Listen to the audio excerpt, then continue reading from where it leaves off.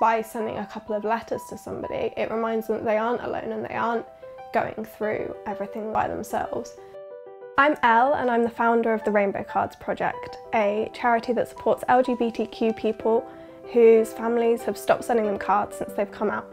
I've got recipients that have been kicked out of their house, I've got older recipients that haven't had contact with their families for decades, and I've got trans recipients for whom this is the only time they'll get referred to with the correct name. You just receive this big package of positivity. Truly, I would not be alive today if it weren't for getting that envelope of birthday cards. My parents are also my carers because I have quite a collection of obscure illnesses, so I was very nervous to come out to them. I cried, my dad cried because he was so happy that I was being open with them. It just went really well. But I realised that not everybody has that kind of support, so I put out a couple of tweets saying, if your family don't accept you, send me your address and I'll send you some Christmas cards. And from just literally 2 tweets, I sent 30 cards across 9 countries. But that got me thinking that maybe this was something our community needed.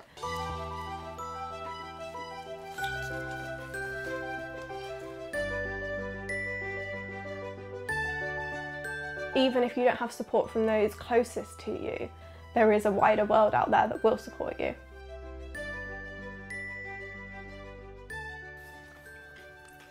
This person's a teacher and they run an LGBTQ group at their college and they made some cards. Perfect, all done.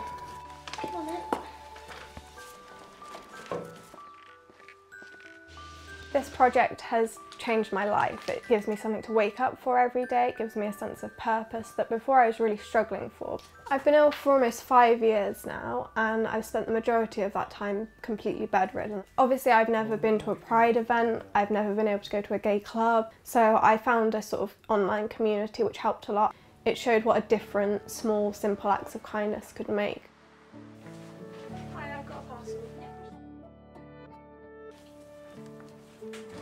I've always had a very good relationship with my family. I came out to my parents over text because I was too scared to do it in person, and they told me they loved me but they didn't understand. Sadly, since that happened, my mum passed away. My grandma thinks I'm confused and that I need Jesus. And with my dad, he really struggles to call me the right name and the right pronouns. And that's not malicious, he just doesn't understand. They just don't get it, and I don't know if they're going to get it. Dear lovely human, I hope you'll remember that you're incredibly wonderful and important.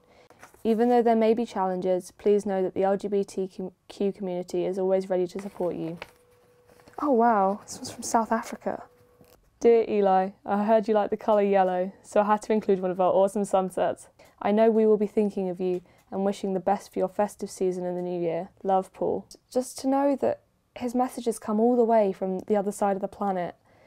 It's made me really emotional getting these.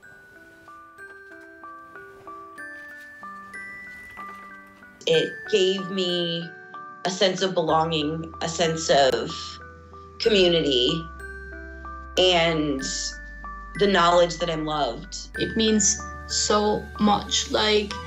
It's hard to explain for me, but it makes the biggest difference, really.